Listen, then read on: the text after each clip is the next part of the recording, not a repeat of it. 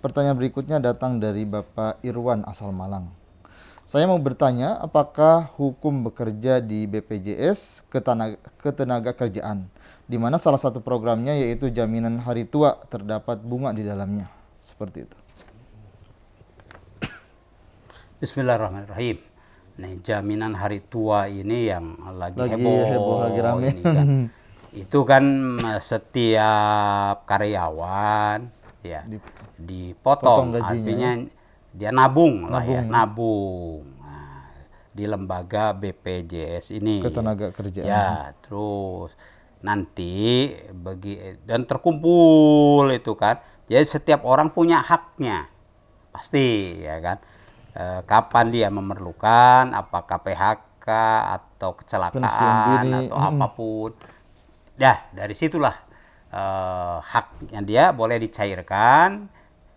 Pemerintah harus mempermudah begitu. Bahkan sebaiknya menambah begitu kan. Itu kan itu adilnya tuh begitu ya kan.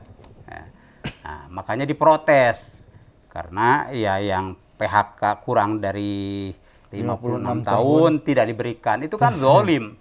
Atas dasar apa? Itu kan uangnya ya kan. Nah, ya dengan alasan itu akhirnya kan alhamdulillah presiden kan memerintahkan supaya dilayani dengan secara praktis mudah kan begitu.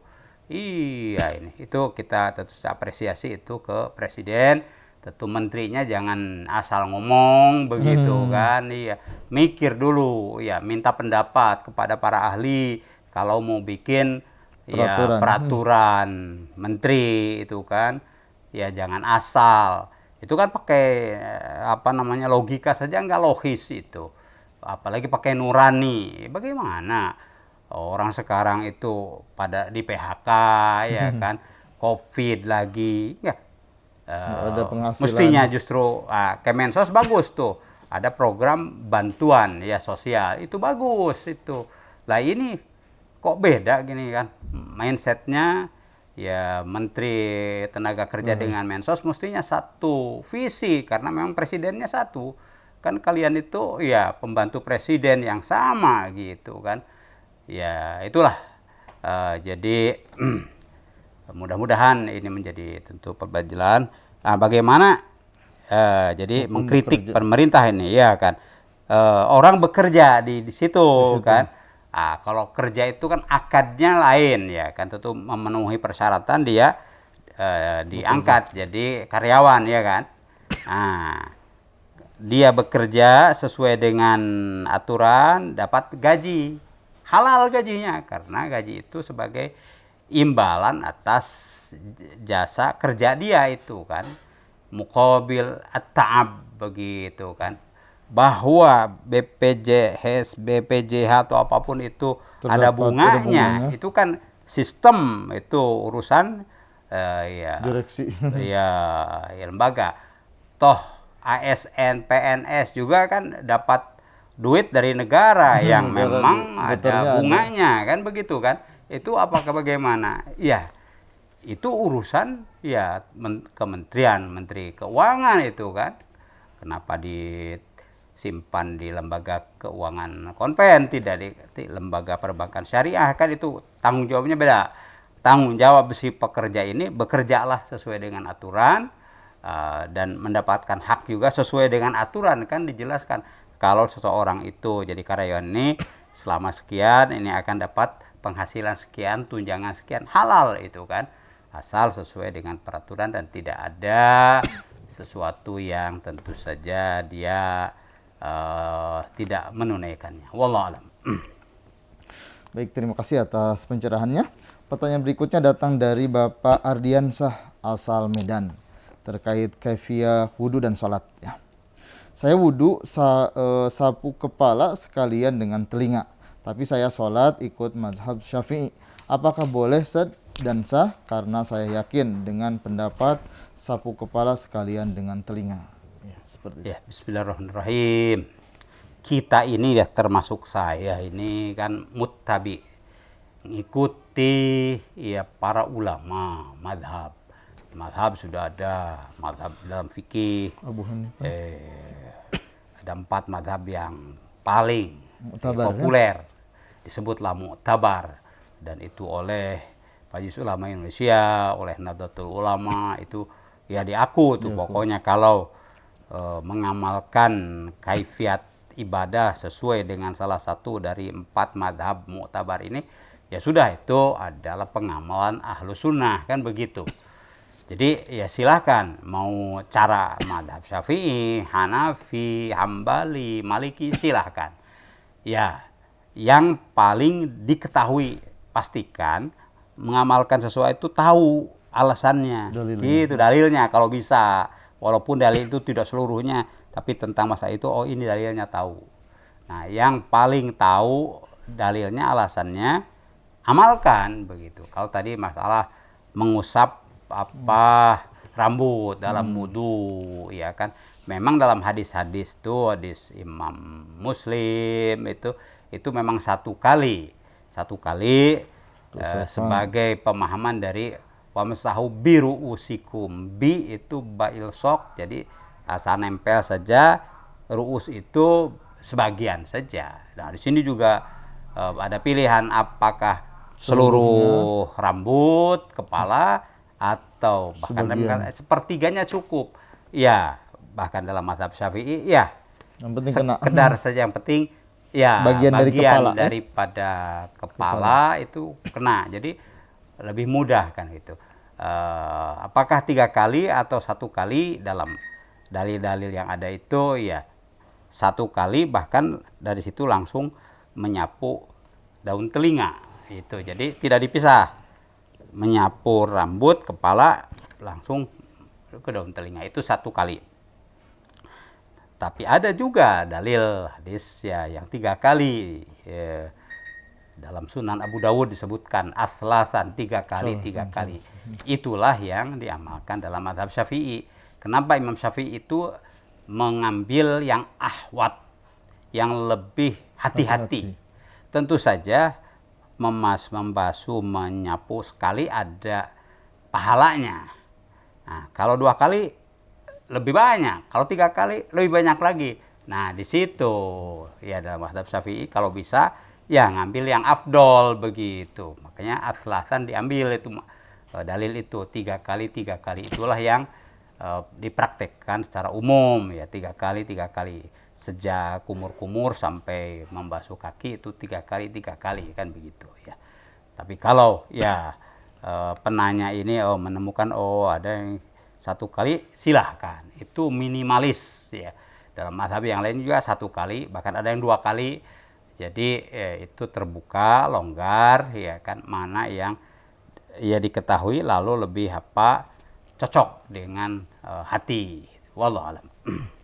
Baik, terima kasih atas pencerahannya. Pertanyaan berikutnya datang dari Bapak Rinal asal Padang. Apakah boleh bertato untuk menutupi penyakit kulit di punggung? Seperti itu.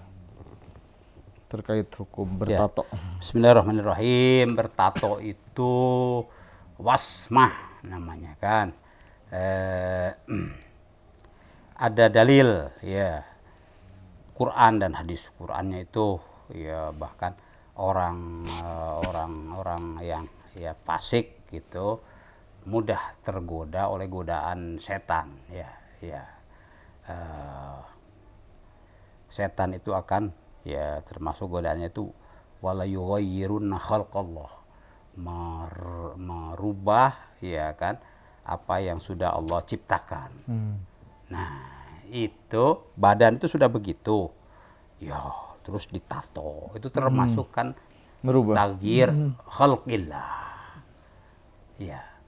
Ciptaan Allah itu pasti paling bagus ya kan, sehat gitu.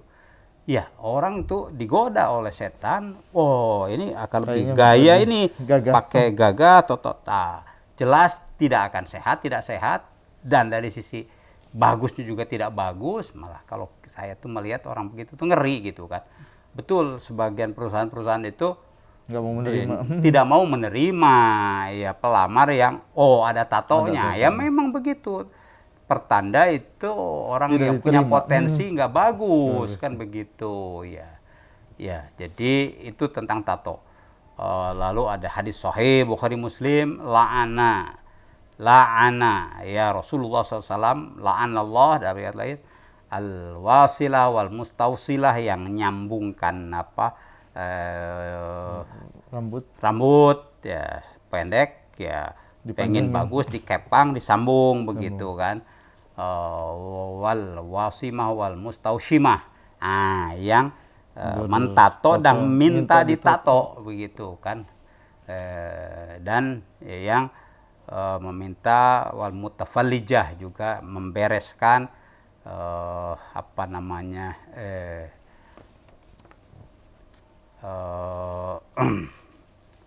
mulut ya, mulut supaya gigi-giginya itu ya aslinya begitu, kemudian ya dicoba begitu, wah itu namanya mutafallijah ya. Jadi ya orang itu ridho dengan apa yang Allah kasih, ya alhamdulillah ya kan, itu kan, dan itu sehat begitu kan. Kalau dibersihkan dengan bersih, dirawat, itu tentu saja jamil, bagus ya kan, itu saja begitu. Nah berarti kan ini mentato punggung atau apa begitu ya, dengan alasan sakit kulit di punggung. Nah kalau sakit itu kan diobati. Nanyanya tentu saja ke dokter ya. Dokter, bagaimana nih ya cara mengobati ini? Apakah? Ya, saya sangat yakin tidak akan ada dokter yang menyarankan ditato, karena tidak ada hubungannya ya. Kesembuhan dari penyakit itu dengan tato, bahkan mentato itu menambah ya sakit sesungguhnya begitu. Wallahu alam. Jadi jangan dilakukan. Tidak boleh ya. Dalil-dalilnya itu sangat jelas, baik Quran ataupun hadis.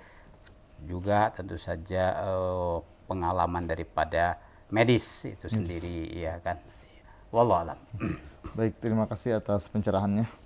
Pertanyaan berikutnya datang dari Ibu Elina asal Purbalingga. Misalkan di tahun 2021 saya beli emas 1 gram dengan harga 1 juta. Di tahun 2002 ternyata harga emas naik dan saya jual dengan harga 1,2 juta. Apakah itu termasuk riba? Bismillahirrahmanirrahim. Tidak termasuk riba. Tidak termasuk riba. Riba itu muncul dari pinjam meminjam, dari utang. Dari utang ke utang. Di sini kan tidak ada utang, ya beli, kan? Makanya jelas dalam Al-Quran di surat Al-Baqarah itu wa halallahu al-bai'a wa harrama riba. Dan Allah telah menghalalkan jual beli dan mengharamkan riba. Nah, ini jual beli tadi. Jual beli nggak haram. Dia membeli emas tahun kemarin sekian, tahun sekian, bisa saja tahun yang sama tapi beda tempat ya kan. Beli misalnya emas dari Saudi begitu ya kan, dibawa ke Indonesia bagus, bisa saja kan. Bisa. Beda ya. Demikian juga ya di tempat yang berbeda di Indonesia bisa saja berbeda harganya. Apalagi ini sudah ada waktu 1 tahun. Dan memang ya harga itu akan cenderung berubah, bahkan bertambah dengan perjalanan waktu ya kan. Menjadi standar itu ini mahal atau murah, lihat gitu kan. Harga emas bagaimana? Oh naik, berarti kan ada kenaikan harga-harga, yang lain-lain ikut. Jadi seperti itu adalah sesuatu yang wajar. Menurut ilmu ekonomi juga akan begitu kan. Tidak ada emas itu turun 2 tahun yang akan datang turun, nggak ada tuh. Justru akan naik karena tentu saja ada faktor-faktor ya di internasional tuh kenapa ya kan naik. Tentu saja banyak hal ya kan. Ini tentu saja bidang ekonomi moneter, tapi itu bukan bunga, itu adalah harga. Ya. Dan itu adalah rezeki ya kan. Oh bagus nih ya, dijual halal ya kan, jual saja. Makanya itu wahalallahul bai'a, jual beli itu halal. Itu membeli kemudian sekarang menjual itu kan jual beli dengan selisih harga yang bagus. Silahkan itu. Wallahu a'lam. Baik, terima kasih atas pencerahannya. Pertanyaan berikutnya datang dari Ummu Zaki asal Malang. Ya. Saya izin bertanya, ada salah satu rumah bersalin yang memfasilitasi penghafal Al-Quran untuk mendapatkan gratis biaya persalinan. Jika kita memanfaatkan fasilitasnya, apakah yang demikian termasuk dalam menjual agama Allah? Seperti itu. Bismillahirrahmanirrahim, itu bagus ya kan, menggratiskan biaya persalinan tanpa syarat bagus ya kan. Mungkin karena apa Terbatas. apa namanya baru begitu kan, bisa saja Promo, baru ya. baru buka jasa persalinan, promo ya Promo, kan, gratis atau gratis untuk kalangan ya misalnya desa atau kecamatan, ini bisa juga kan, karena pertimbangan kedekatan ya kan digratiskan. Atau pertimbangan yang lain, gratis bagi rumah tangga yang ya pertama kali melakukan persalinan, bisa saja anak ya pertama, kan? persalinan anak Anak pertama pertama. bisa itu.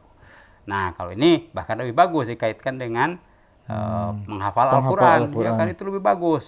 Jadi ada semacam support ya untuk pengembangan ya agama, pengembangan pendidikan Al-Quran, bagus ya, bukan hanya halal, itu adalah bagus begitu kan ya. Kalau yang mendapatkan rezeki digratiskan, aduh saya nggak enak ini digratiskan padahal saya mampu misalnya, ya udah, rezeki yang ada itu salurkan juga untuk para penghafal Al-Quran yang lain kan begitu. Jadi ya si ibu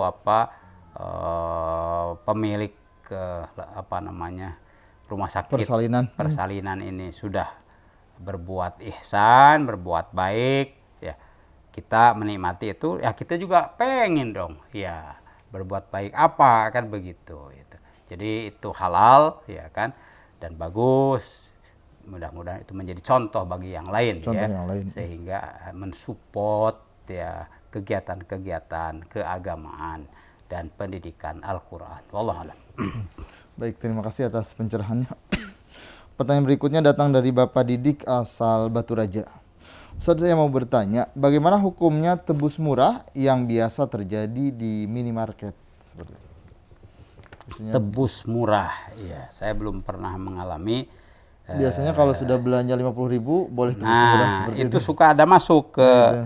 ke HP saya dari ini apa toko-toko besar ya kayak Matahari atau apa begitu. Ini dari tanggal sekian sampai tanggal sekian begitu kan. Ini ada diskon besar kayak begitu ya kan.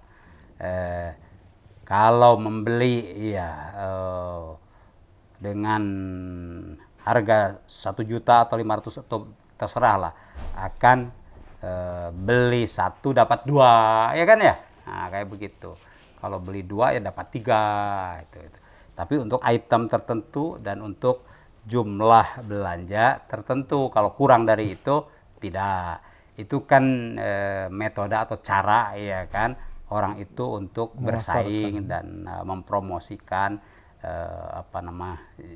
jualannya kan begitu ya. Asal tentu saja promo itu tidak ada kedustaan ya, tidak ada penipuan. Ya, jadi kalau dipromokan begitu orang datang, oh enggak, oh, itu kan berarti penipuan. Ya.